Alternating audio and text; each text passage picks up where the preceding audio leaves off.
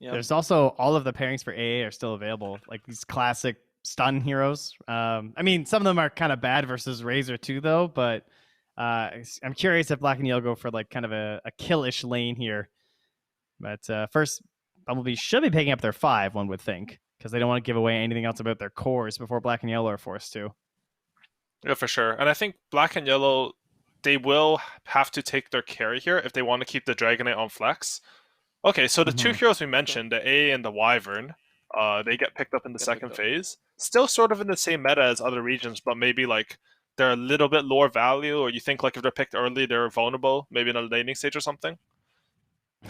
Maybe it's the players, right? Like the early hard carry bans for Envy, and then this idea of like trying to protect the carry versus carry matchup, perhaps by banning out some of these longer time ones. And well, it's not a lane combo per se. Sometimes with a bash or a time dilation, you might hit it, but there's definitely a game combo of the Chrono into Ice Blast coming out.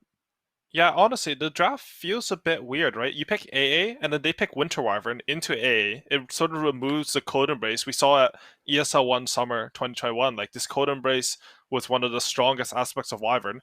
And then you pick Faceless Void, who won't be able to do any physical damage in Chrono just because of that curse. And Code Embrace, even though it won't heal them, like it still will stop Void from doing damage. It's like weird reads on the hero because you don't need all aspects of the hero to be relevant for them to be good, but usually you want more options in Dota. Is Naga too slow? TA. They're going for the TA instead. We're going a different way with this one. So I think Naga could have worked though. I think it was a really good idea, honestly. But yeah, as you said, like just want the TA. Is there a point to be made here that Bumblebees picked up the Winter Wyvern against the AA, predicting potentially that Void pick is something that Black and Yellow used to do, and then they block that, and then Black and Yellow's like, well, I'm not gonna not pick my carry because I picked up a Winter Wyvern now, and then all of a sudden there's so many obstacles along the way, your draft, you just kind of go with a synergy for yourself. Yeah, I think with the Chaos Knight too, right? Like all the good pairings really suffer versus Wyvern and Razor that I always think of with the AA. That's a really good point. I was thinking of Sven myself. I mentioned him like as a Razor counter him, but honestly, it's completely the opposite. I didn't know what I was saying at all. Like I think Sven would have been really cool. As you said, CK actually would have been a really good pick, and AA does like sort of pre-counter those. So right now, Bumblebees, they've crafted 2 lanes where I think DK doesn't feel good into, the TA mid and the Razor safe lane. And I think right now, Bumblebees, they just want to pick an offlaner that has some tower damage or allows them to like dive enemy heroes so that you can like use your wagons well. If they get that, I think they can run over the Black and Yellow lineup. Is Brood unplayable with 1 pick left? This is a good Brood pick. It looks pretty good to me. Yeah, I think you ban Brood. I think they have to ban Brood too. I mean, a lot of the classics are still in. They're still like Kunkka and Tide or something, but it could get messy very fast if they get brooded here. I completely agree. Then you'll have to have a hero that can beat TA and lane and deal with the Brood, and I don't think those actually exist. Like I'm thinking like you want like Veno or something, but Brood's going to run your lineup over. They don't ban the Brood, so we'll see what Bumblebees do here. Yeah, I don't know. Sure, is there a chance they just do Razor 3? Is there any I mean, it's first Faceless Void, so there's not really much point, right? Because they'll just have the time walk. So, yeah, it probably should just be a 3. Camera just doesn't want to look at you, Aui. Whoa! Okay, Beastmaster. That's a counter as well to the Void AA. It's just doing you a favor. Don't worry about it. It's fine. Oh, wow. It's doing the audience a favor. They don't have to look at me. The Beastmaster pick is really solid here, though, against Void and Ancient Apparition as well, for different reasons, but still pretty good. Still like the Brood pick. It's a really good pick. I think Beast does similar things as Brood that Trent was mentioning, right? Yes. Thank God I'm so blurry. This is really nice. And like you just need push, and I think Beastmaster might have even been a better pick than Brood, just because when I used to play AA, like Beast was an auto ban. You cannot play AA versus her at all. The vision, the summons, you have no save compared to the under 5s like Oracle and Abaddon for your carry. It's just going to be a rough lane. Same against Void.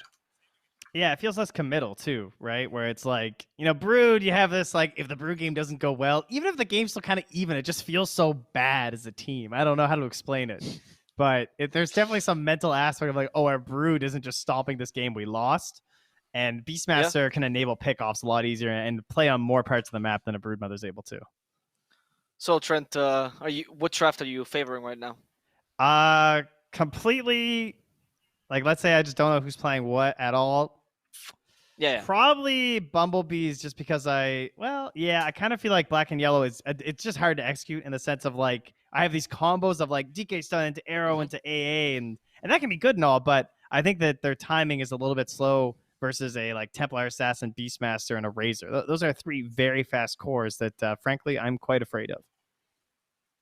And for myself, I think Bumblebee's draft is one of the bigger outdrafts I've seen like in the last while, and I think they're the better team too. So I think this game should be very smooth for them. You last picked a Storm into a Nyx Assassin. I don't think they were comfortable with the direction the draft was going at all, and I think it'll show in this game. All right, guys, as we get into game number 1 between Bumblebees and Black and Yellow, who will win this grudge matchup? Will be the cute little Eternal MVP, or will be the strong, colorful Black and Yellow? We'll see shortly as the two casters for the game. Oh, wow, just fixed itself right on time. The two casters for this game will be wonderful Trent and Aui, whose camera might be blurry, but his brain is very clear. And you got to see that in game number 1 between Bumblebees and Black and Yellow. My brain's very clear and smooth. Well, that's NA Dota for you. And it begins their second series of the day. As you said, I tend to agree that these drafts look pretty good for the side of the Bumblebees, but certainly not lost. No Dota game's ever lost at the draft, and there are some benefits here for Black and Yellow. They got some solid pick off if they just hit the Dragonite stun. Your hero might just blow up and die, and although Storm has some enemies that you don't really want to play versus, it's still a Storm Spirit, so sometimes your game just gets balling out of control. For sure, and a lot of Dota, sometimes it just comes down to the laning stage. You can have a complete outdraft, but if someone, like if a lane that you expect to win goes wrong, all of a sudden you'll end up like in a severe draft disadvantage. I think, for example, like if they rotate the Mirana early and kill this Beastmaster a couple times and Void's free farming, and all of a sudden he's the one kicking Beastmaster to the lane, like, I don't think Bumblebee's lineup functions the way they would want it to, even if they trade some bad first bloods here. Oh, this is interesting. We have the Hawk flying up the hill, kind of scouting out the entirety of Black and Yellow. But not really much you can do other than try and figure out what the lanes might be by their items. Not like they're going to go up here and contest. So that should be both of the bottom bounty runes going to the bEE's. What can you do? We got some Dota. Man, that what can you do one keeps catching me off guard. I keep thinking it's production. Same. Some of the voice lines. I think I can't remember which one it is, but there's one voice line that takes like a full minute to end. It's from a Bloody Nine, whatever team he's on. I forgot. Oh yes, yeah. That one's very long. I think it's like it's like I don't think they're bad. I'm just saying that I think a full team of myself would be pretty good. It's something like that. It's really long and low effort, which makes it really good. Yeah, that's true. It's like some Skywrath Mage level shenanigans happening there. I like this from the Bumblebees. They've put their melee and support, range support and core pairings together. So instead of putting like a Beastmaster Nyx top, which might make Beast a bit more vulnerable to being harassed, they paired it with a Winter Wyvern. And same at bottom, like Nyx pairs better with Razor because you have a stun than I think Winter Wyvern does. I think we talked about this during like the DPC or something because it was happening a lot where people weren't switching. And now when I'm watching the Major and ESL 1 Summer, I feel like I'm seeing this switch a lot more often. So it seems like teams are kind of adapting to this idea of does it really matter which lane my 5 or my 4 is in? Not really, right? It's just about like how things get started in the first few waves. For sure. And I think it was like a concept that started a lot because of Stout Shields. Like sometimes you just wanted the tanky melee hero. Oh, bottom lane. Go for kill here. Oh yeah, hit the arrow and that's it. I'll clean one up for Flea off to the start that he needs is that roaming Mirana. And we can sort of see, right? Like, if you expect your Razor lane to win against the DK lane, and your draft is built around that, and all of a sudden they're killing you, suddenly your read on the game is wrong. Like, it's going to change. Yeah, because you often make, like trades and essentially negotiations during the draft. With like, okay, well, if we do this, like, sure, maybe that switch is going to make us lose this lane, but then we're going to win the other too. Exactly, yeah. Yeah, you drop one of those, and you got yourselves a big problem. It's Z-Freak gonna get in there to stack the small camp while also blocking the hard camp. Nicely done. So helping to balance things out here, and they can shove this out whenever they want now. As he is going for the early point in the mana burn to ruin Flea's life. I will say though, at top lane, I think Beastmaster is playing this lane extremely well right now. His coordination with Mood, they've sort of prevented any pulls, and he's just completely got into equilibrium. He denied a full wave of creeps outside of EXP, and as a result, he's level 3 and Void's only level 2. That is brutal. Yeah, and still, like, the supports are the same, so it's just a clear big win right now for King RD as he continues to harass with the boar. Damson is just trying to figure out what to do up here now. Yeah, and this matchup's just... Honestly, if the Beastmaster has a good start, it's almost unplayable for Faceless Void. I think he sort of made a mistake with his item. You're supposed to go Orb of Venom and try to all-in the boars, but it's not that good with Ancient Apparition. Like, if you have a CM or something, you can keep killing those boars, but A doesn't offer any help in that regard. And as we saw Houston pointing out there, we also had the block on the Ancients. So it's at least something going Black and Yellow's way, as Moo tried to use that space to go back and get the double stack on with the Ancients in the hard camp, but was only able to do the hard camp there since the Ancients aren't spawning. And didn't have a sentry available to clear that up either, so they're not going to be there at the 4-minute mark. Yeah, and even if he had a sentry, that's a really cute sentry placement from the Black and Yellow side. You have to Quelling Blade a tree in there, and then you sort of place it in fog. So that one's really hard to D-ward. Yeah, I definitely, for the Ancients especially, I always appreciate just the like sentry in the middle, you know, and just like guarantee that I'm going to find this thing. But yeah, you won't find this one because it's just in fog. You need to know about it and bring your courier, or like eat a tree. Yeah, or like fly or something. Yeah, true. But he doesn't have it available. Yeah, look at Moo here. He's trying to find he went for the double. Well, he knows at least. It was pinged out. That was Ryoya pinging it. So Ryoya actually knows about this spot. Moo's just trying to find it. Yeah, there we go. The flight in. Meanwhile, all right, this is a harass, but we're good. Oh, and the bottom lane though, Houston, they almost got themselves a kill, but he will escape. The lone killer of this game, also sitting on 8 last hits. Nice support, stealing some gold. I love that. Definitely just his arrows, I'm sure. Necessary last hits for a position 4 player. Oh, mid lane, that's getting really low. A couple of good side blades. That was a bit scary for him there. Yeah, TA is very frightening in that regard. Sometimes you just get outplayed like crazy. Oh, Jubei. Oh, he's in here. Now what does he do?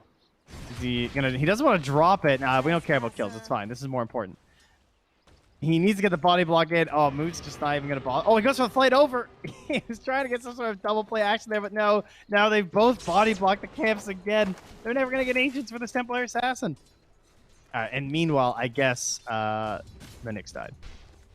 Less important. The support battle over the wards and control of this Ancients, like, legitimately is more... Like, I'm not even trolling with this. It's legitimately more important than the pick-off. I mean, killing the Nyx is nice, but if you can shut down the Templar Assassin, like, this is something you can do to change how the lineup looks. But that being said, like... The TA is doing quite well mid. I think this matchup is supposed to actually be even or slightly Storm favor for the first bit, so I think Ryoya's outplaying him a little bit there. TA does eventually outfarm with the Ancients, but yeah, good play by the TA. Exactly, yeah. If the lane had gone as expected, there's no Ancients, maybe Storm could have come online a lot earlier.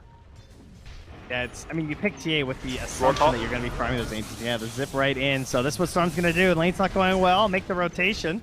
Golden Brace will delay it for a bit. I don't think it's going to grant King RD any kills before he dies. In fact, it won't. S jumps forward again. Just going to go for the TP, but the damage, oh, it's just enough. And that Remnant popping. Black and Yellow. What can you do? Yeah. Black and Yellow are straight up outplaying Bumblebees in lane. Like, that rotation to top, you have a Catapult, you have 6 on Beastmaster, and they make it very lazily, right? Like, they don't bring any additional heroes. Nyx doesn't come up there, they don't TP a mid or anything. I mean, you have TA, but still. And the enemy mid just TPs and gets a double kill. This is huge for S, because, as we said, like, he was sort of behind mid, but now he, like, gives so much to his team that even though he has to AFK farm to catch up, like, he's happy doing it. And his team's happy. Yeah, and it's kind of crazy that, you know, they're up 4-0. They blocked off the small camp, the Templar Assassin. They stopped a bunch of the Ancients from happening, and another stack, and they're still leading in gold right now. Yeah, and I think a lot of that is, despite them getting 2 kills on the Nyx, like, we can look at the CS differential on bottom lane, right? Like, it's 40 to 17, and they're going on 0 as well. Yeah, just going to put them in the grave a bit further. Oh, but wait! the stun early. Good read there from Zero. We'll TP back to the tower, in fact. Has the Soul Ring and a Tangle, and is a Dragonite with 3 points in the Dragon Blood, so good choice not heading all the way home. A good read on the situation by Zero there. I think perhaps a little bit early on the stun out from Z-Freak, but jumping Z-Freak now. Yeah, not going to find a stun there to save himself. Back to that Carapace level 1, not even back from the attempted kill on the Dragonite, so down we go there. Oh, there it is. That's the line. It was very long. And I'm really impressed with how Black and Yellow are playing this early game. I expected bEE's to be a lot more clean in the early game, but honestly, they're 5-0, but as you said, it's a 2k gold lead still. It reminds me a lot of game 1 with the Cut versus Undying, where we were expecting the Undying to just kind of roll over, and suddenly it's the Cut who were up in kills, and like they took the first tower, but then things sort of stalled out a bit due to a lack of like tower push and ability to force objectives. Storm TP to bottom. Oh yeah, I mean that's one of the things going in your favor. Let it roll. Get another kill here, and there is an Urn as well on Flea, so some more value. Oh, he's gonna throw the charge. All right, that was just unnecessary. You could have 3 charges now, Flea. Come on. Was he at 2 before that, or he was he at 2, 1? Yeah. Okay, no, so no. yeah, that's a. I always see that like a lot, even at the top level, and I always wonder like, you know, I guess you got to get the damage numbers sometimes. Yeah, that's what it is. It's all about the stats. I mean, the worst feeling is probably just like one guy got away, you know? And that was it. It's like me at the grocery store. I check the eggs every damn time. And you know what? I found 2 cracked eggs in like, I don't know, 15 years of buying my own groceries. But I still have to check every time. I'm not coming home with another cracked egg. Yeah, if you come home with a cracked egg, it feels miserable. And It you can really see does. Eventually the lineup does kick back. in. Like, King RD... He's still King RD, right? He didn't change his name to Mr. King Ao, or... I don't know. I go with okay, anyways, Mr. Beastmaster player, he has a eventual pressure on top lane because Void cannot sustain in that lane against him at all. So he's gonna take that tower, he's gonna sort of play in the top lane, and he's just gonna this Beastmaster is just gonna be really fat this game. He almost has Medallion Helm.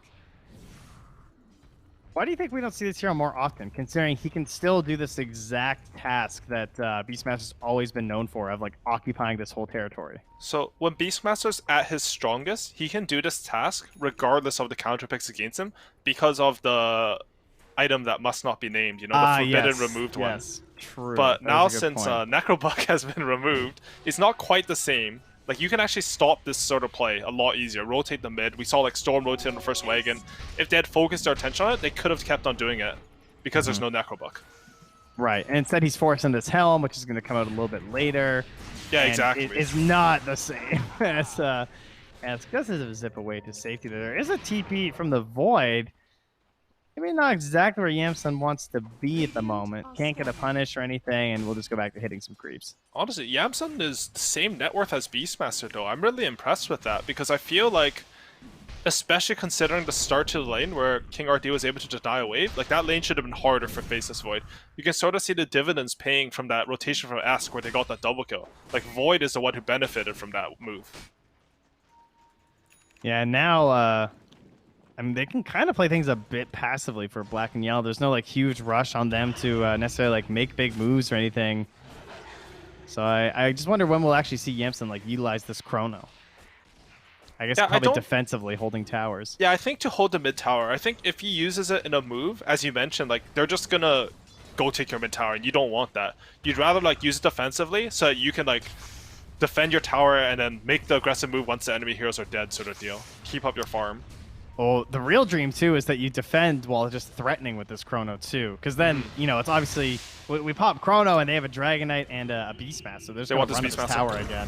Oh, yeah. Nice Chrono in there. They're going to go for the secondary target onto the Wyvern, ensure the save's not there. Great play from Esk. They have the damage thanks to A to ensure that Beastmaster's still dead. Esk in a little bit deep, but they don't have the control to keep him locked down. And they want to keep this pressure up. They don't just want to, like, instantly abandon this whole situation because... we all know what's coming. They're going to come and just, like, face roll this mid tower with all their Radiant heroes in a minute. Honestly, just such clean execution from Dire. As like, in that fight, you called it, but Storm, he jumps Wyvern in the cast animation of Cold Embrace. He was only level 5, so he didn't have Curse, but if that Beastmaster gets Cold Embrace, they're going to be able to turn it around with the Razor Travels TPN. Instead, like, man, it's 7-0. Still, I haven't seen many games like this, you know? Like 2k gold lead, but you're down by 7 kills, and you have no kills at all. That's like weird, right? Yeah, it just feels bad considering I really think they're playing well. And like, I can't believe it's this bad and they were still blocking off Ancients and stuff in the earliest acceleration of this Templar Assassin. Yeah, it feels wrong to me. I think a lot of the net worth is on the Wyvern versus A. Like, there's a 2k difference just specifically in that matchup. Sorry, hold on thought for a second as I go for this mid tower. As we said, no chrono. Mid tower's dead. So we can there's sort of really see nothing you can do. Yeah, exactly. Like, we can sort of see why he was sort of holding it for so long. But I think this is okay. Like, this mid tower will go down at some point. As long as you sufficiently get enough out of the map to like have compensation for your mid tower, it should be okay. Yeah, I mean, you took that bottom tower nice and early. Your Dragonet's needs some space to farm down there. Wants that Blink Dagger before he can play some Dota. They have lost their top jungle here, though, as Beastmaster tends to do. Yeah, and Envy, he's not doing the typical carry thing where he rotates to top. He understands that the real carry in this game is not even his mid TA, who's like a carry hero, it's his Beastmaster. You want to give Beastmaster the priority farm. He wants to just sit top, create a ton of pressure, get up his items, and then he will, like, he won't carry the game in terms of right-clicking people, but he'll carry the game in terms of like map control, providing like the right team fights and running at them. He takes the tier 2 towers, which is then going to open up the map so that you can actually farm. Exactly. So even though he's sort of farming this dangerous area, and like his farm's not accelerating because of it, he's still like farming okay, you know, and his Beastmaster and TA are having better games because of his sacrifice.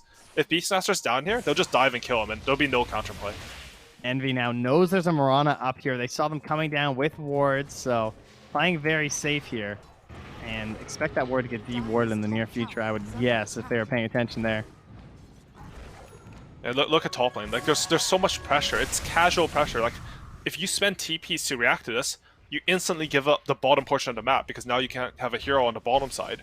But Beastmaster, he's just pushing in with Aura, Boars, and a Helm creep. It doesn't feel good to do anything about this, but it feels bad to leave it as well. There's like no good options. And as we can see as a result from that pressure, the gold lead's increasing, despite there not being any kills. Yeah, and that speaks to what you mentioned about like picking this instead of the Brood, because if they respond, he can just go somewhere else. he's not locked into this like webbed area or something. Yeah, for sure. And I don't know the player preferences, but I think Beastmaster probably has just as more synergy, because if you pick Brood, like I didn't think about it at all during the draft, but you just have no lockdown on any core, and if like it feel a bit awkward to play your lineup. At this point, with the pressure they're getting in the top lane, there's soon to be a tower and soon to be some threat on the Roche as well. I'm sure they'd would love to knock this down on the earlier end. They can pretty much do it whenever they want with Max Inner Beast and a Medallion. And there's soon going to be a Deso, so of course then Roche will be melting if they ever knock down this tower. So almost time for Black and Yellow to perhaps think about another play with this Chrono and see if they can slow down Roya. At this point, the Chrono might actually be for the Roche. Oh man, he just waited there outside of the vision. That could have been dangerous. And Mu actually already has a Holy Locket. He's really farmed on this 5-position AA. A full 2k gold ahead of Jubei on the black and yellow side. And they still have an Obs in the area by the outpost. Was not de-warded in this frenzy of sentries thrown down by Jubei. He's bringing out 3 more. He's like, I have got to find this ward. Yeah.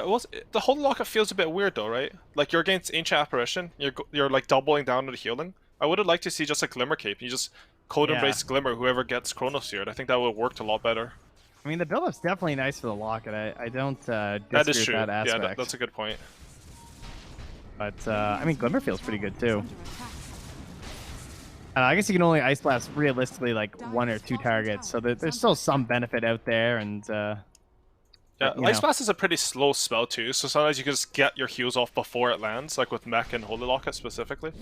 So maybe there's some idea behind it. It's just, it's a bit autopilot-y to me, you know? Like, you see Holy Locket such a good item, you're just, okay, I'm just gonna buy this every game. It's like, okay, maybe don't buy it versus Vessel and AA, or like deprioritize it a little bit. Oh, Esk up here, put his face out there, kind of knows there's heroes around as they're de-warding. Going for the Sanj and Kaya first item here. And Nyx Assassin going to sneak in, covered under the center he knows about. Is he going for the damage or just the stun? Oh, he wanted the damage. And he'll back away. Moonlight Shadow in. They have a sentry and Obs down here, so they'll see anyone coming through. Arrow's going to miss, hit some creeps. They get the curse onto S. They have the follow-up stun. They got the damage. He's gone. No storm, but same thing. King RD does get the rope before he falls. Now the Chronosphere's in the back. Hits the target down Moo, because he has that cold embrace, and he's going to cold embrace himself. Of course, there's no curse to really worry about, but still taking a lot of the focus on this Wyvern, so I'm sure he's very happy about that, because now he's still alive. He also has to commit another jump just to get the kill. Puts him on a spree, but now that's just a bounty for the rest of the bEE's to perhaps claim. He will jump out. They can't find him in the dark. Oh, a trap does notify them of his location, but the chase will be a bit too far. So we have a double core takedown for a 1 core and 1 support. A winning formula, I would say, for the bumblebEE's. They keep pressure on the tower. For sure, and they are going to get a tier 2 for it as well. Yamsun sort of had to move over from his happy position in the bottom lane to come for this fight. And in contrast, Eternal Envy with his boots of travel, now to finish BKB, is able to like move around the map. Anytime you have heroes TPing around the map a lot, it always favors the team with the boots of travels, because I mean it's lower cooldown, you don't have to pay anything. So even though the fight is like sort of even, like they got an extra core kill, it's like actually a lot better for Bumblebee than what the normal fight shows. And of course, oh, he actually didn't pick up that Philosopher's Stone. Yeah, go back and get that thing, Esk. All right, we're good. Of course, the Chrono's down, so now Roche is mega free for them. Tier 2 taking the top. They can maybe smoke in, find a pick, go for the outpost, or they could just take the Roche in like 15 seconds if they wanted to. But they want the aggressive option. They know there's no Chrono. They have Curse back up too. Everything's ready to go here for the bumblebEE's. No cooldowns to worry about this game that are too long. They just they don't want Flea though. They want a big one. Did they not have vision of him? I feel like you should just take any kill into Roshan here. Like Chronosphere's down. Vision. Literally any kill gives you the biggest objective on the map. You already have a tier 2. You should probably take that shrine that you got to tier 2 for. But I mean, they're just gonna go into Roshan without getting a pick off, so it's the same thing, but you don't kill a hero. I think he was just in like a weird angle where they didn't quite see him before the obs was placed. And then now an Ice Blast comes through. So, I mean, full knowledge is happening. Still 25 more seconds to the Chrono, and frankly, just not enough time to get here. Even if they wanted to contest, they're still staying spread just to be safe on the bumblebEE's. It's really slowing down this Roche take. Eventually, when he stops getting bashed, Roya will finish it off there and grab the Aegis and a friendly cold embrace from Moo. And an outpost.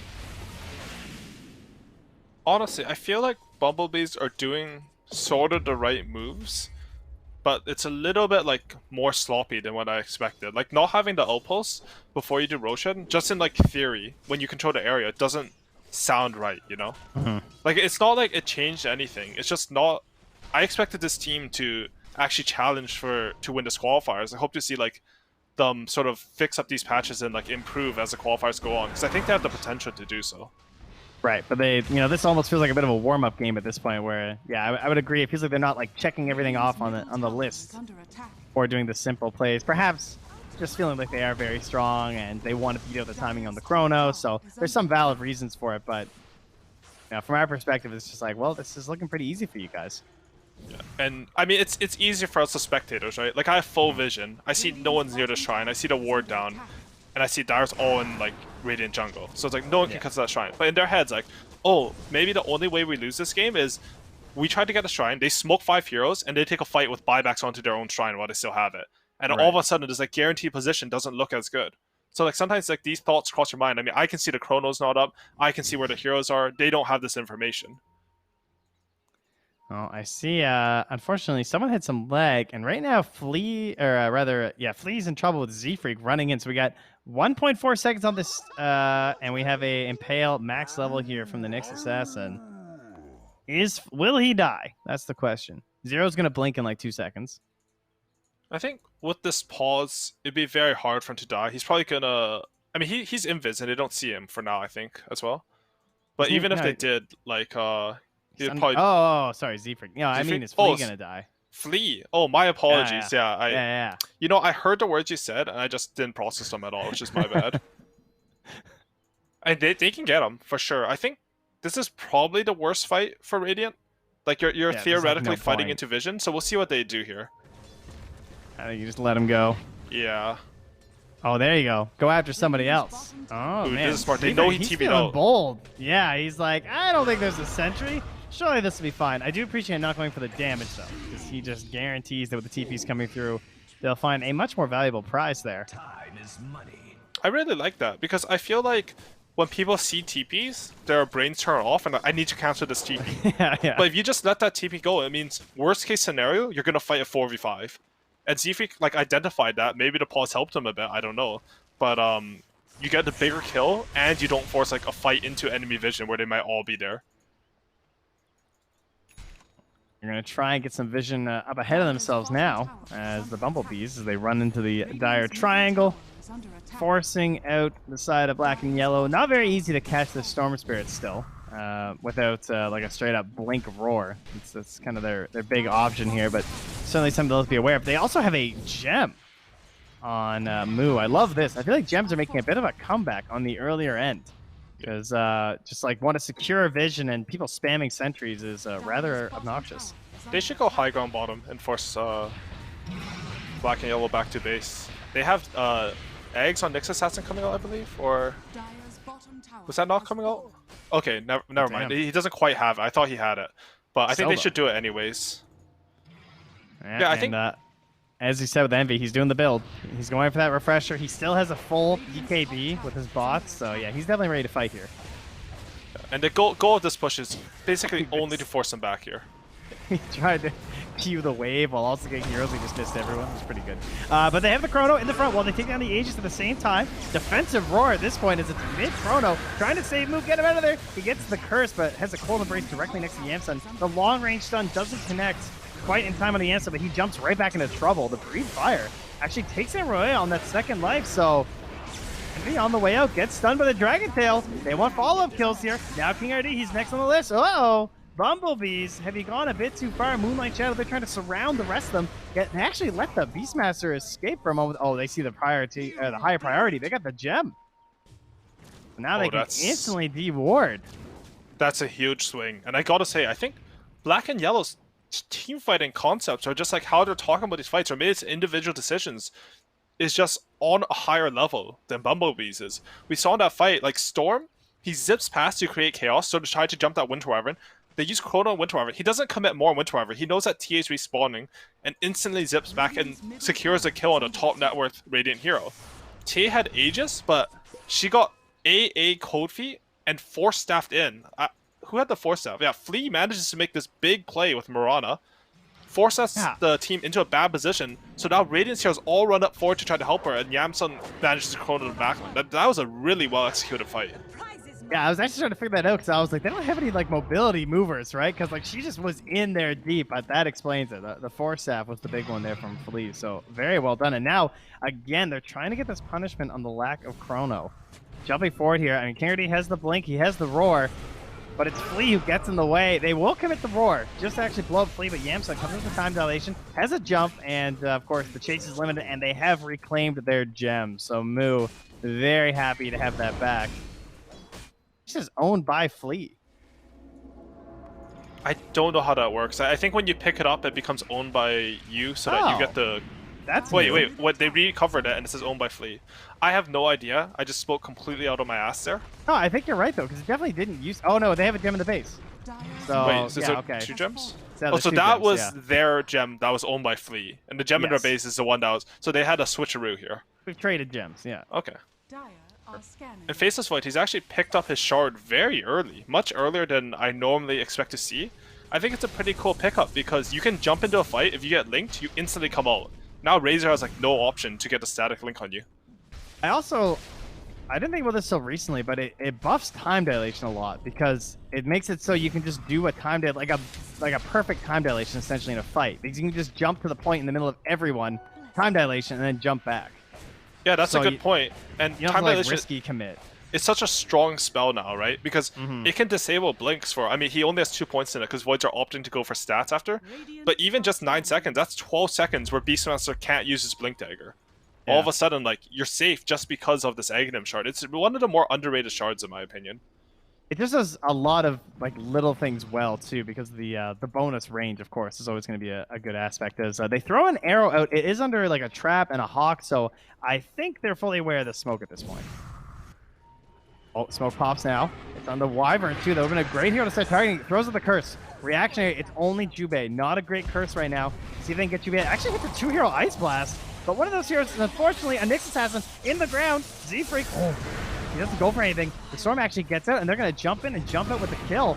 Now Wyvern and AA down. Envy chasing through with the big BB. He goes for the refresher, but instantly gets chronoed. Z-Freak with the coverage. Stuns right through again. Yamson finding it hard to get the damage in the middle of these Chronospheres. Now he's roared up. He's gone.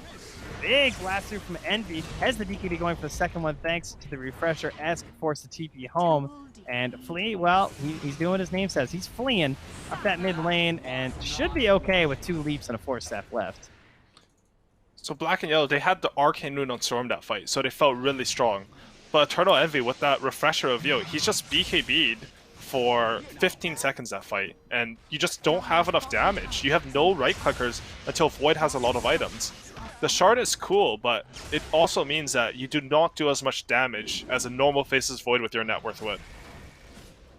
I love it when players have this, like, I don't know, like, deep history with a hero. Like, I've seen so many Envy Razor games. There's so many different patches and versions of it, and it's not exactly a hero that a lot of teams are picking up right now. So it's cool to see him find a build like this that I can easily see another team, like, just, like, copying. Because it's just good, you know? For sure. And it's always the hero spammers who come up with the new builds, I find. Like, you have some sort of institutionalized knowledge on a hero, it makes it easier to, like, think of new things. Because, you don't have to lay the same foundation. I think, like, not just in Dota, but general thinking, but sort of a relevant topic. Just something I was thinking about. Oh, yeah, perfect. You know, just how our brains work and the paths inside with the synapses and everything. Just standard Dota knowledge that we have to get good at the game. What it takes, you know. Freak. They still have a mid-tier 1 tower, by the way. So, they do. It's so hard for the Black and Yellow lineup to push forward. Because, like, who's going to hit this tower? Like, your Faceless Void or your Storm. Maybe your DK, but honestly, like, you need him to jump people this game. So, like, you can hit it, but you don't have saves because one of the weaknesses of Ancient Apparition as a 5-hero is that you don't have the same save that a Wyvern or Abaddon or Oracle offer. And he's got the damage, and now they're going to pop. I think they were smoked. Oh, maybe it was just a Moonlight. Never mind. So they're not entirely sure what's happening right now.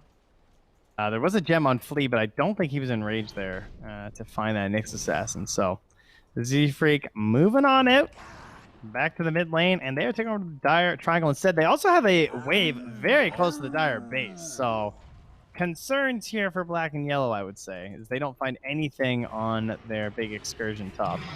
Yeah, and bEE's, they've just done a really good job of taking control of 2 lanes here. They have the mid pressure, they have the bottom pressure. That means that Black and Yellow are going to be forced to respond to them. They really do not want to have to go back to base here, because if you go back to base, it's sort of forfeiting control of the Roshan area. And it's 8 seconds away right now, by the way, and you guys can't see the timer. There's a TA trap and a Hawk in there to guarantee vision. You have double vision. Oh, and there's the roar right in mid. Yeah, they don't like it, though. I think he got the leap off before. Yeah, he did. He was a bit further out. Fast reflexes from Flea there. Very crucial, because if they start the fight there with Mirana dying, I think that looks really good for bEE's. Oh, and look how Yamson's playing this instantly, just as time walking in. Just wants to put a body up there. They're going to find Envy. They don't want to let him get anything off here. He's gone, and he does not have buyback. And he's very far away. Oh, Yamson, he's playing this so confidently right now. Jumping into them, and they're in the pit. No Envy. Z-Freak, of course, does have the burrow, so something that's very good at delaying the game. Oh, this Arcane Rune, yeah, he jumps for it. Maybe not the best time to hop on in like that. Pops the BKB. Yamson forced back, but it's a Faceless Void. Jubei almost got one shot by a Sideblade there. Really good decision making. I think a lot of pubs would have committed Chronosphere on TA there, but it would be the wrong choice. You're fighting into the BKB. They reset like this, you have a fight with no BKB at all. Exactly. It is really good decision making from the Black and Yellow side. Unfortunately, though, they know they're not Roshan because of the Hawks, and they know they're being chased right now. That means they should have a defensive coverage, but there's no BKB. Oh, the Chrono! He can't get the Cold Embrace. Oh, he actually does get the Cold Embrace in time, but there isn't a curse at the very least. So move, beat target down, gets stunned, does fall, gonna drop that gem. Now onto Z-Freak, the Breeze Fire. They finish him off. 4 heroes dead. Now, at the same time as Envy, he's still not back. This is happening so fast. And despite that Hawk guaranteeing that the Roche wasn't happening, they still fall victim to the aggression of Black and Yellow. That was so well played.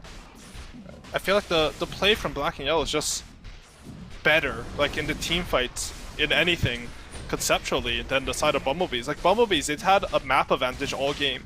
They slowly like built up a net worth advantage. But when it comes down to it in Dota, like in the clutch, you have to win fights. And Black and Yellow are all playing them in that S-spin. I even think the fight should be easier to play from the Bumblebee side, honestly. Like you have vision advantage, you have counterplay, you have like decent jumps in Nyx and Beastmaster. But I mean, Black and Yellow, they get the pick off on the Razor, who's trying to take a shrine alone, completely under vision the enemy jungle, made no sense. And then they managed to follow it through with a one team fight, and now they get Aegis. Yeah, this Storm has been playing without a BKB this whole game, and I feel like Esk is still crushing it on the initiations. Yeah, I'm surprised how well it's going. I think he set up like 5 kills in the early game, kept up his net worth, and is getting every initiation. So some of the lore between these two teams is I think Envy and Esk have played together for a while. And Envy actually wanted to take Esk with him to Bumblebees. But because you need 3 players of the same roster from like the old Sad Boys lineup, I don't think he's able to take Esk with him. So now Esk is on his old team, and he's just styling on them. Like this is one of the better Storm performances I think we've seen. Just making something out of nothing, you know? It's not that big, like, oh, I'm like crazy farmed this game kind of Storm. It's just, you know, I know my role. I have to find this Wyvern and help my Faceless Void play Dota.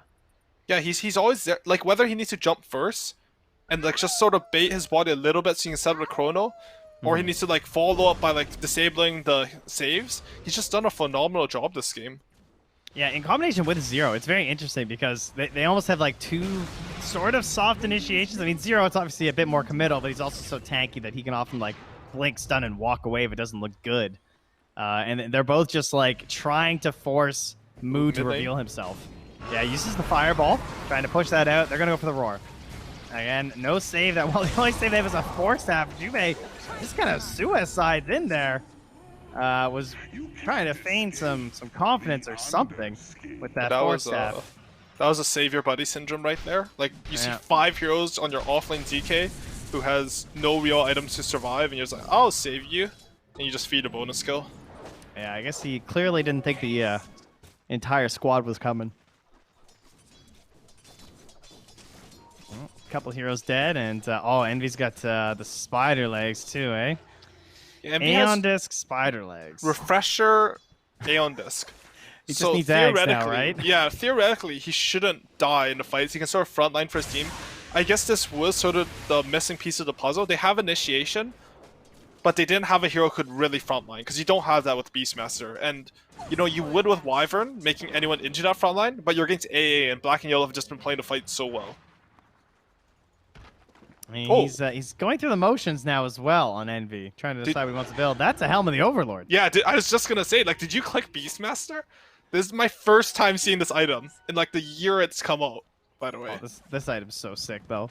What does it do? Oh, look, they're saving the golem. Let's go. Is that the best one?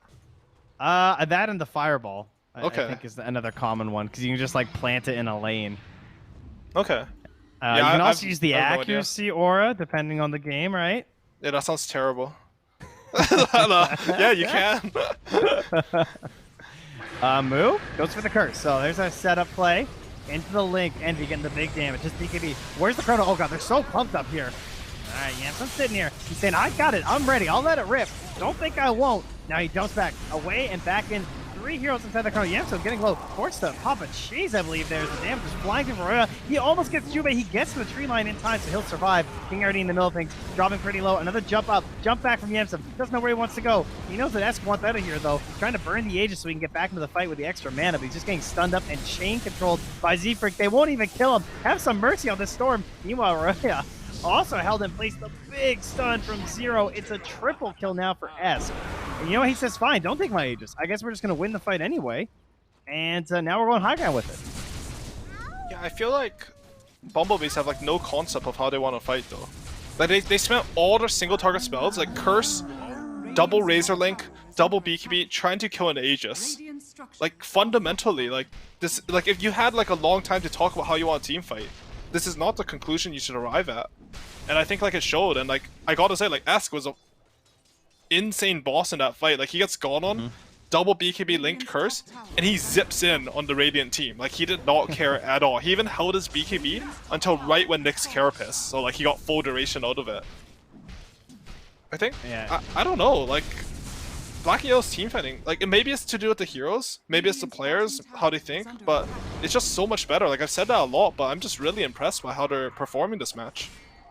I am definitely loving aspects of this, like, burst style 5 versus the save 5 in this game. I mean, it might just be, like, you know, specifically the matchups and everything, but, like, you know, if they have a Hoodwink or an AA, that Storm's probably just dead after the initial play, you know, but instead...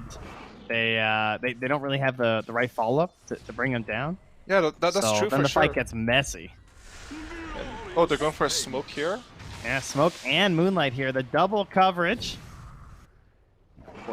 Still invis. I think he was in the center range. Indeed, he was. Curse is forced, but there's no one inside of it. It's just Yamsun hanging out by himself. Having a little cool breeze as they will grab an easy kill onto the Wyvern as well as the gem once more. I'm not sure where they're all at now. I see one on Flea and one on Zero. All right, we got 2. The 5 should stop holding the gem this game. Like, the gem's passed between teams 4 times now, right? It's time. Like, I would not want to hold this gem if I was Winter Wyvern. Wow, Zero feeling tanky. He goes to the attack range over the 20 strength. Okay, I think he's identified, like we were talking about earlier, like, how do they hit buildings? I think he's identified that it's his job. And what he's saying is, the 150 range away from the tower is more valuable than the 20 strength for doing that. Because if they jump him, like, he thinks he can still win the fight. It's all counter initiation. So I like this read by him on the game. I mean, he's not wrong. He's got 67% physical resistance versus a TA, a Beastmaster, and a Razor. I feel like I'm probably okay with that decision too. Yeah, and this game, I think I'm learning a bit about, like, my conception about the draft. Because, like, in my head, like, Radiant heroes are way stronger than the Dire heroes. But something that I think Zero drafted and thought about in this lineup really well was that Winter Wyvern can only save 1 hero. So he sort of picked, like, 2 soft initiators in the DK and Storm to poke them, and then the Chrono can come in later, usually on the Winter Wyvern since he's getting so much vision on Yamsun, and he got that shard. So I think this changed, like, the dynamic of how teamfights were supposed to work in this game. Yeah, and it functions in 2 ways too, because not only does it help for the saves, but it's also like the punishment on the Winter's Curse. They're often like fairly spread because of the way they play the team fights. Like, he's either gonna curse basically a Chrono, which obviously there won't be any allies around to do anything. That's essentially just a saving metric, or you know, he's gonna curse a DK who's like jumped on top of somebody. But the odds of getting like the Storm and the DK in the same curse, I feel, are pretty low. I don't think we've seen a single 2-hero curse this game. I think it's only been single solo with nothing around, or sometimes with creeps. They have not looked, you know, fight defining. That is for sure. Well, we're finally back. This is just the 14th pro purchase of the Helm of the Overlord. 8 of them have Beastmaster, and 6 in China. So China's more heavily into it than us. 8 have been Beastmaster. Who else is buying the Helm? Probably Lycan. Oh yeah, true. Some late game Lycans. I'll buy one my next game. All right, cool. Just for these guys? Yeah. Yeah. All right, nice. Maybe on Shadow Fiend or something? No, like on Crystal Maiden. Oh, okay. Something more sensible. Yeah. I mean, I don't know why you're saying random stuff. I'm serious here, you know? You're just making stuff up. Well, I mean, you get, what, plus 250 attack speed? Like, yeah, it's really good. Auras going. No, it makes a lot of sense. Tactical stuff that we like to discuss here. As, they are not interested on the side of Black EL. They're like, you know what? Have our Ancients. Why would I run high ground and you guys give you a good fight? Why don't you come into our high ground and we'll see how things go. And they want some neutral items here, though. 38 minutes. We're going to pick some up. We got the Spell Prism. That sounds kind of nice, but Envy already has a Spider Leg, so doesn't really want to give those up, unfortunately. Double Halberd to go with his items, too. What an annoying hero build this Razor has. Or item build, rather. Yeah, he's definitely trying to tank it up. AA has an Aeon Disc now, which I think removes a lot of the win condition from Bumblebee's side. I'm sort of curious, because like when you have these downtimes, you're just sort of pushing out side lanes, you're sort of jostling for position. Oftentimes, the majority of your communications is about how they want to fight. So like, I mean, like I only cast games now, right? Like I'm not on a real team. Like so. Wait, what? No, our coach doesn't count. So like I don't have the same I hope they're not read on listening. communication. No, they can hear. I'll say it to their face. Like I don't have the same read on comms. Oh, storm jumping. Oh well, the comms right now are jump this wyvern, take it down, make her fight easy at the end. This is pop, but then comes the ice blast. So Moo, cold embracing, surviving at the moment here. Didn't get the debuff, so all good by the looks of it. Now Yamsun though, in a bit of trouble, has to jump back. Gets the time dilation, holding the back. Envy coming through. They've lost the storm. They don't want to engage here, so now it's time to escape. They have one more force set from Flea. Arrow as well. Not going to hit it. Saving Arrow a bit hard to execute. Envy, you got the speed, but I don't think you're fast enough. Passive can't get you there, and the rest will escape. So, nice job there from the Bumblebees as, man, Roya just completely cleaned up that storm in the middle of that roar. So I think that fight sort of showed what they've been talking about. It's when Storm jumps my Winter Wyvern, roar him and kill him. And I think like protecting your backline is like fundamentally good team fighting. So like I'm pretty happy to see that they've arrived at that conclusion. It felt like a lot before they're trying to jump onto the Dire's lineup and their backline has just been super exposed. It also feels like some of the harder moments for the Bumblebees have been on offense in this game too, like where they went for these like big like solo curses and stuff. Whereas maybe now with like the Nyx Assassin and just even the Helmut Dominator, I guess like playing aggressive with the buffs can be a bit difficult. But if you're just jumping into this team, you've got all this stuff just kind of sitting there. And man, he has quite the army going up top here. Got himself the Slam and the Dragon Ball. These guys are just gonna constantly push this lane in. I completely forgot that they buffed it so you could take 2 creeps with the Helm of the Overlord. I'm glad I watched this game because I would have only taken 1. Your Crystal Maiden would have been very sad. Yeah, when I bought on Crystal Maiden, it would not as high potential as it would now. Aghanims on this Roshan, that's huge for Eternal Envy. One of the best items on Razor. I really hope he takes it. Yeah, not the TA. Good, he's gonna grab it. Especially because you have the refresher, right? So yeah, the value, it's all there. Alright, this is completely irrelevant, but I played a pub yesterday, and I got Refresher and a Refresher shard from Roshan, and I killed their tier 4s and Throne in like 10 seconds. Like, it does a lot of damage, and if it can do damage to a building, like you can do that much to 2 or 3 targets in a fight as well. I'm just wishing that the Storm Surge thing worked when a tower attacked you. The what? Like, you know how the Storm Surge, like, you activate and you get attacked or whatever? We need some Centaur action there. Ooh, yeah, that'd be really good. I don't think he needs the big buffs, though. We're good. All right, well, they're sending in the scouting army of the Ancients first off. I love how the Dragon still has the AA's buff on it because he stacked it. Oh, there okay. you go. So if you kill it, do you get bonus gold from it? I don't think so. Jump onto Void? We'll never know. Yeah, they're going to set off from the Nyx Assassin, lurking in wait here. Can they get the damage in time? No, there's the jump out S, heading to the back line, trying to sow a little bit of chaos back here, and there we go. On Roya, they have the Chrono as well as the Ice Blast, and then jump on the move. Now back into Roya, but the curse comes out. It's S. Again, it's solo. He's going to get back. Zero being chased by Envy, though. Needs some assistance. They're just bailing. S stays on the high ground. They don't have the stun, so he'll escape. Everyone's still alive. And that's going to be everything spent at this point. So many an ulti thrown out in this one, but most importantly, the Chrono's down. The Bumblebees have less to worry about. 8 ultimates on cooldown, 0 heroes dead, as we expected. I guess just good kiting and disengaging from the teams. I mean, the thing with these lineups is it's not easy to burst down targets. Like, no, it used to be, but now that you have like the Chrono to come in as a reliable save, like the Void's just so tanky. Like, they spent a lot on that Faceless Void, but sort of a clutch Lotus Orb coming out from 0, stunning the Beastmaster, meant that they did not have enough damage to take him down. Yeah, we're getting some Aeon Discs sprinkled in here, and oh, Yamsun, I love this. He's going for the big plays. He's thinking about buying himself a Refresher, and I hope he's going to hide that, too, because... I mean, we know that Bumblebees are very keen to punish the Chrono. They've made that very clear this game, so they might get caught. I mean, ironically, it might be Z-Freak who gets caught, of course, at one of the most legendary hidden Refresher plays of all time on Enigma.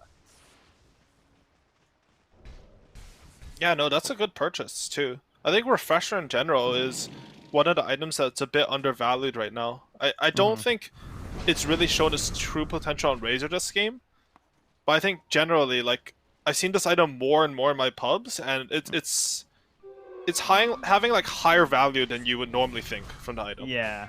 I think for me, it started on Doom, where I started to see it a little bit more often because of like the BKB and the ultimate. It just makes sense. But I think the problem on other heroes, especially like a Faceless Void, is that it is just like so all or nothing. Because, you know, like you can either win the game or it was like the worst purchase ever because the passive abilities of it aren't going to be amazing. It puts the game in your hands, which for a lot of Dota players is a very scary thought because we love to blame our teammates. That is true. I do want the pain and suffering to be on my teammates, not myself. I think one of the reasons why Refresher has gotten so good is because BKB got changed to 6 seconds, right? So when you refresh your BKB, you get 12 seconds instead of 10 previously. It's a big change.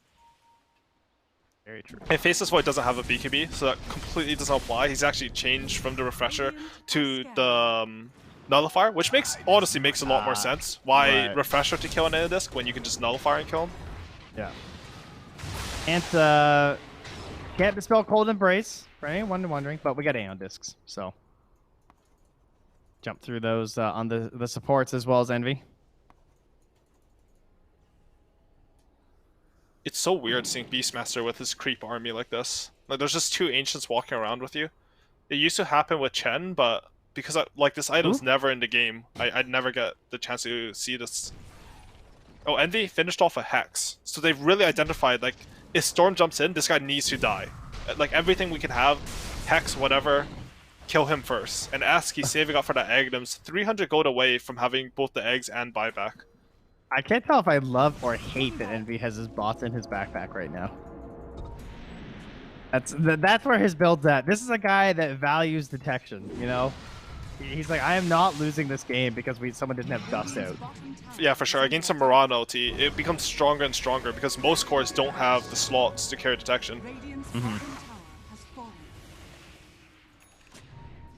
Well, speaking of which, that Moonlight Shadow's going now. Trying to find the perfect angle for the jump.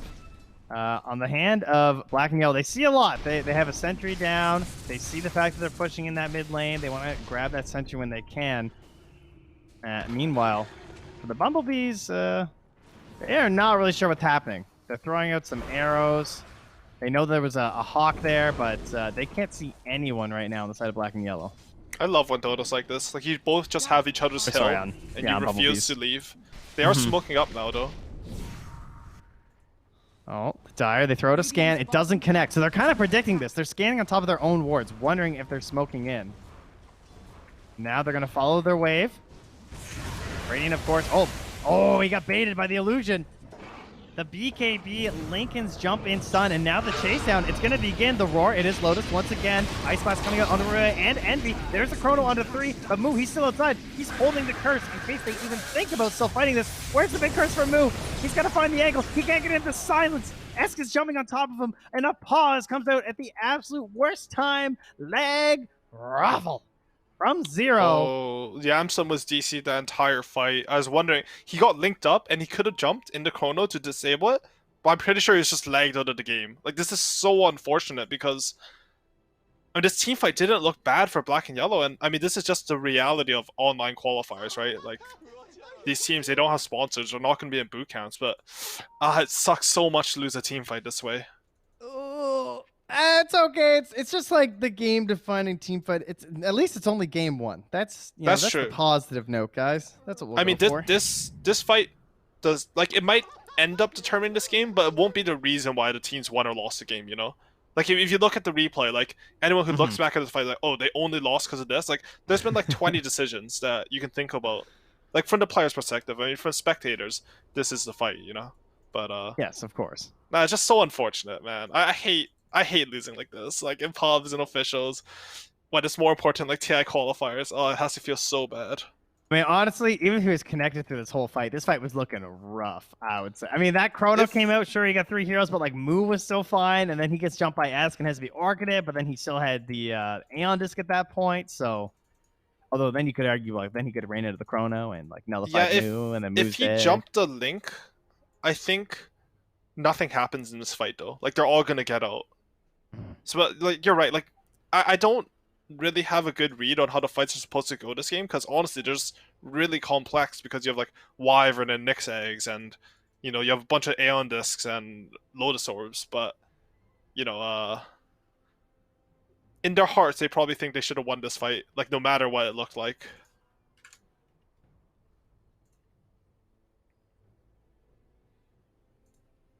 Well, it's 47 minutes now. And Wireface's voice back. Never mind. Let's stay focused here on this potential fight. All right, so what's our play now, I guess? What's left in the tank? Curse was thrown out. Still have a Vendetta. Nice. I found one green diamond still up and available. That's about it. All right, they're just ready to go here. So we'll just try and figure out exactly where everyone stands. Void's dead. All right, that's a good starting point. They're going to have a TP out from the storm. It looks like the call is just bail. Jubei is no cares. He just dies in the tree line knowing that his life was forfeit. And in the end, they only lose 2. So not the best, obviously, but also not the worst here for black and yellow. Oh, top lane, though. They're chaining their plays. Yeah, looks like he should be okay. He's a storm. He's fine, right? Now, meanwhile, good Orchid there as Zero tries to get a follow-up and see if they can turn that around in the first place. Now it's Zero who's dead. Oh, after the escape in the bottom lane, he drops the gem. Maybe not spotted here by the Radiant, so a courier could come out and snag that one as they'll be able to keep one on the side of black and yellow. But the bumble bEE's have stung quite hard, and they didn't die even, or quite yet. I guess we'll find out. If they're true bumblebees, now they'll just all die. Because, you know, that's a sad life that they lead. Moo does find a gem on the side, and they're going to take themselves some racks. And the power of the Aghanims surging forward, as you described, conquering some towers. The army has come as well. Here comes the Thunder High. Can I see the buff thrown out here? Oh, nope, there's a zip in. The Aghanims with the pull. Now looking for some follow-up plays. The buyback from the face of this void. He jumps in. He's still stunned up. Remember, he has no BKB. He's trying to survive through as much as he can. The Link is there. He's back, but that is some damage now for Envy, about 100. And Zero forced again to pop his BKB while the rest of the Radiant just runs away. But that was no chrono, and they're still able to hold that set of racks. And the potential roast spawn will be known in about 5 seconds. And just a really fast play from the Radiant team. They TP'd all their heroes up in the shrine. They identified the map state where they have top lane pushing in. And, I mean, it looked weird at first, right? Like, Envy sort of ran in and just Hex Storm alone with no follow-up. But Zero gets baited in because he's just like, oh, Envy's coming to feed. It's Eternal Envy, he's feeding. But no, he has backup, and he just sort of gets baited in. They have to use a lot of buybacks. And now the game's looking really good for Bumblebees. Envy sold his bots? He has. He actually sold them. Damn, Spider Leg's OP. Ice Rock, please. That's actually nuts. That seems super weird to me. Does that not seem weird? Like, you already have bots. Don't you just like give the Spider Legs to TA, who's also 6-slotted? Or just, like, wait until later when there's, like, more broken neutrals? I mean, Spider Legs are going to be the best neutral item if you're 6-slotted until, like, tier 5 items. But, like, I guess he's just really valuing this Dust. Like, he's basically saying Dust is better than a tier 5 item this game, which he might be correct in, you know? And maybe he should just hold a gem if it's that valuable, but, That is also true. If it might just be like the value of the 1,200 gold now as well versus the like just holding them for later value is just, you know, needs this buyback, wants that next big item, wants to accelerate the game plan. Why doesn't he just take the gem? I don't know. I mean, like if detection's maybe like he thinks he'll die and buy back, but perhaps. Well, Yamson dies the question. Lotus Orb thrown on top, he's gonna get out. They're too worried about throwing the other big spells on top of that Lotus Orb. I guess maybe they need a nullifier of their own, huh? Yeah, honestly, a little bit sloppy there. We saw Envy refresh at the end. He didn't manage to chain the Hex. And this is the opening, because this refresher has...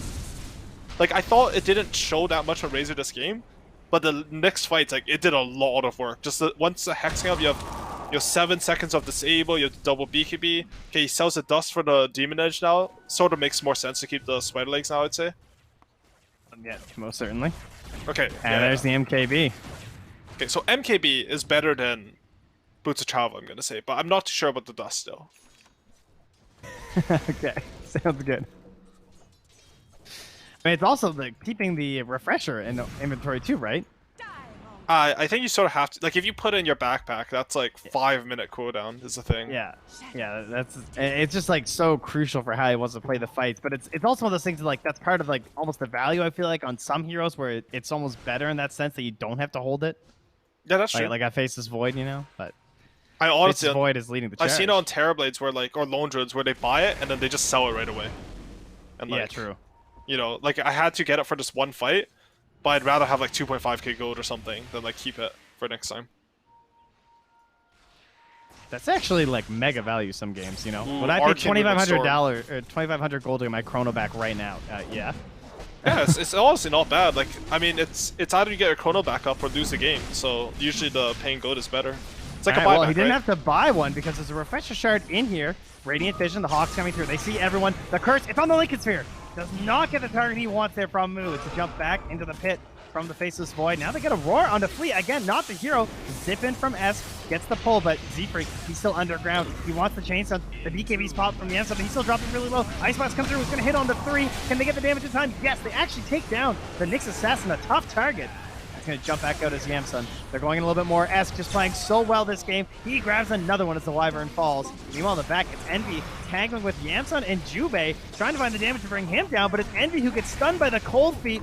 He's going to fall with a jump back in, and black and yellow, despite being the ones in the pit, despite having the vision from the Hawk guiding the Bumblebees through that fight, they're going to grab themselves all of the spoils of this Roach.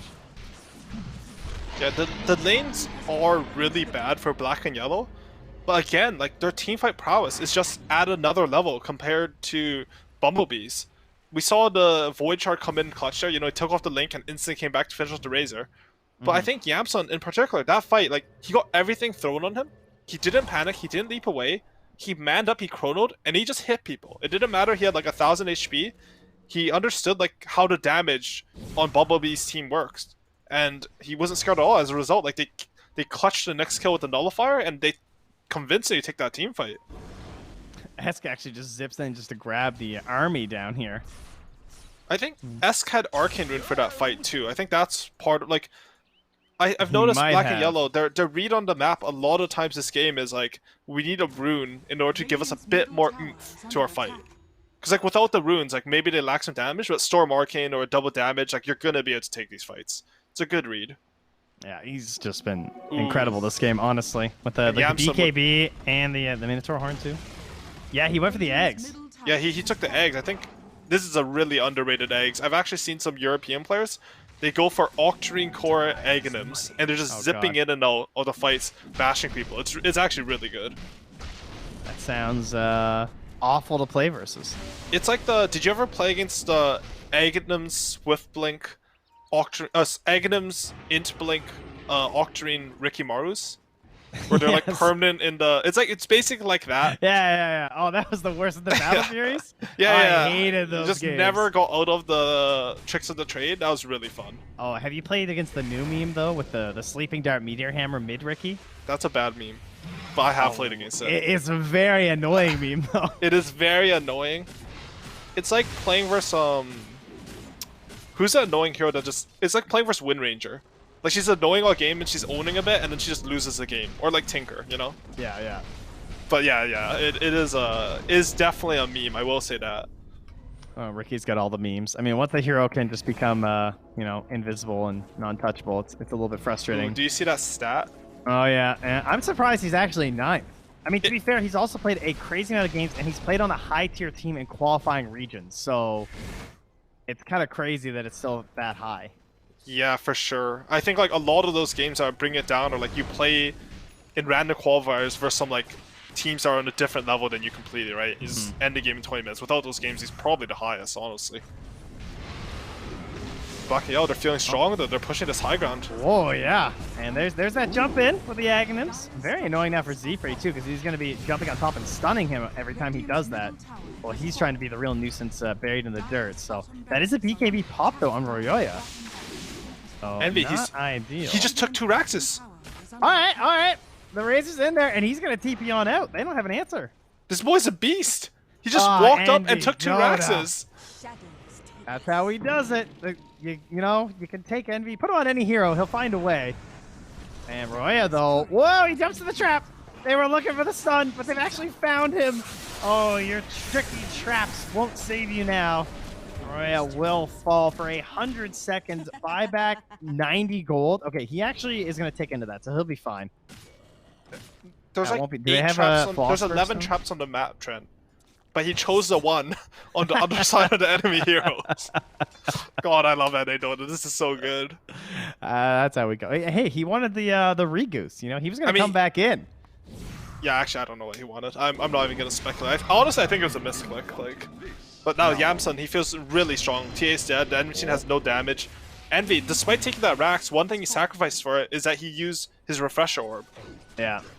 I think they should keep going here. Like, maybe they can set up on Envy with the Dragonite, but I don't see why they're so scared. Like, just hit the Rax. Yeah, the fact that he lost that timing on the TP is kind of scary, too.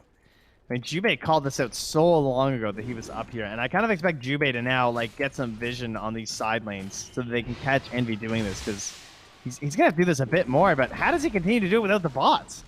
Does he rebuy bots? Is there a chance? He might rebuy bots. He doesn't have a TB scroll right now because he's used to playing with bots all game. He has to bring himself another couple. He's probably mad about that. Yeah, and Jubei, you see, he's placed both these cliff wards. But I like what you said, where like you place a lane wards to detect him. Yeah. Yo, I think Yamsun should be okay. Stunned up here. I mean, he's got Aegis for 12 seconds. Okay, there's actually a timing here. You know, Envy's counting it. They're gonna wait it all and get him. Yamsun? Oh, one more stun from Z-Freak. Check the clock.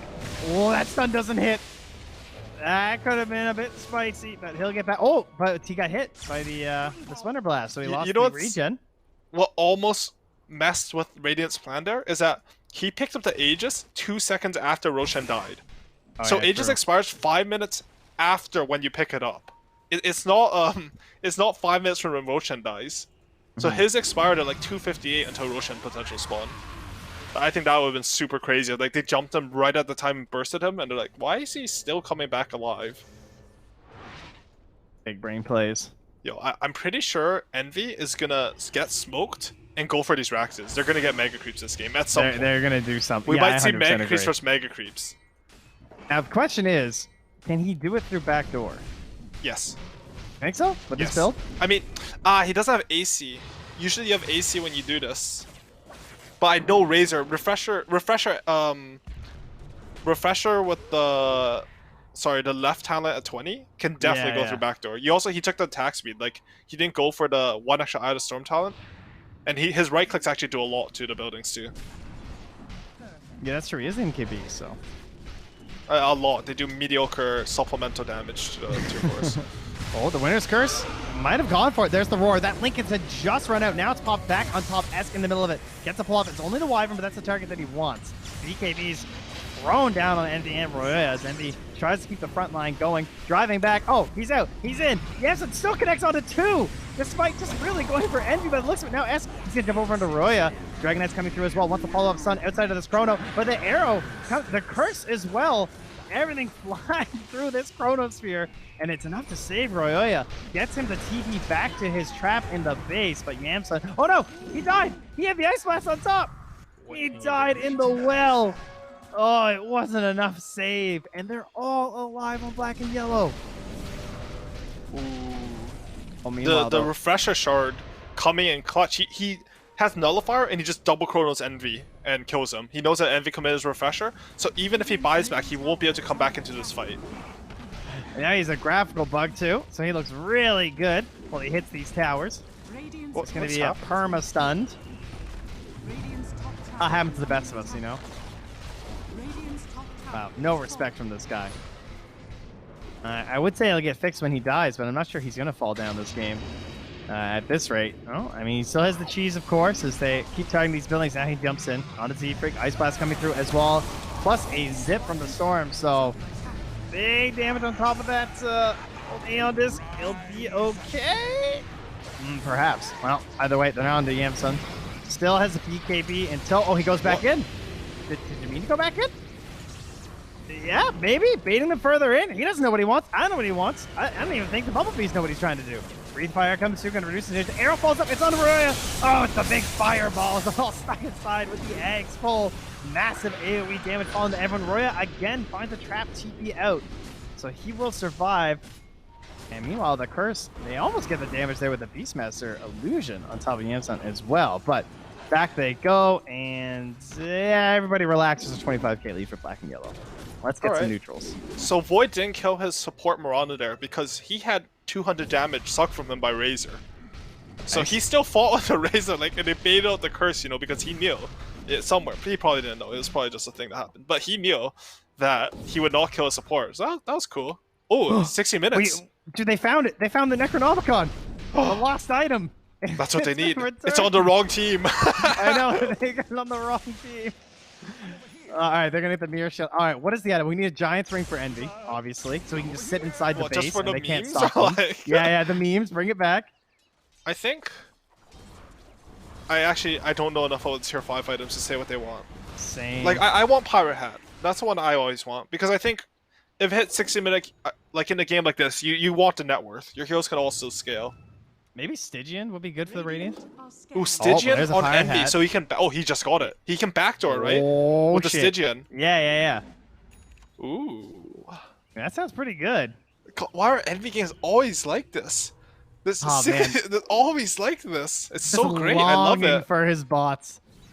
It's like, why? Oh, they got force boots. Oh, come on. They should get force boots to the next, so he can dispel the time dilation off himself. Yeah, true. They're going Envy here? Yep, BKB. And there's the Link, though, but it was Lotus, so it's not doing anything. Another Chrono on top. Aeon Disc is popped. Nullifier's there as well. Arrow comes through, but the BKB pops first. So Envy still living, trying to walk away from this Winter's Curse. There's the heal. Then Brace is there to try and keep him going in this fight. The damage on the Z-Freak, he's going to fall. They're looking at the damage on the Envy. He's gone. That's 2 full minutes and a tip as well, just to help him out, because they're saying this game is done. King RD, seeing if he has different ideas, tries to find the kill on the Jew, baby. He's going to get force staffed out. They turn, they burn, and he's going to go down. They're just marching towards the throne. They want to end it. Choo-choo, says S. They're trying to put themselves in the next game. There's a curse in 50 seconds. There's some blink daggers, and there's a very annoying Faceless Void just slowing them all down by their throne. Ice Blast in. Oh, yep, just tap, settle up. Androya not going to find the tricky TP this time. GG is called as the throne explodes, and black and yellow, what a masterfully crafted team fight they had both at the end and frankly throughout the second half of this game. It almost felt inevitable that they were going to do it.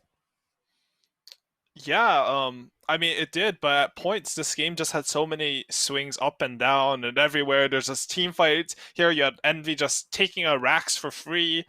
This was just a classic Eternal Envy game. I'm glad we got to see it.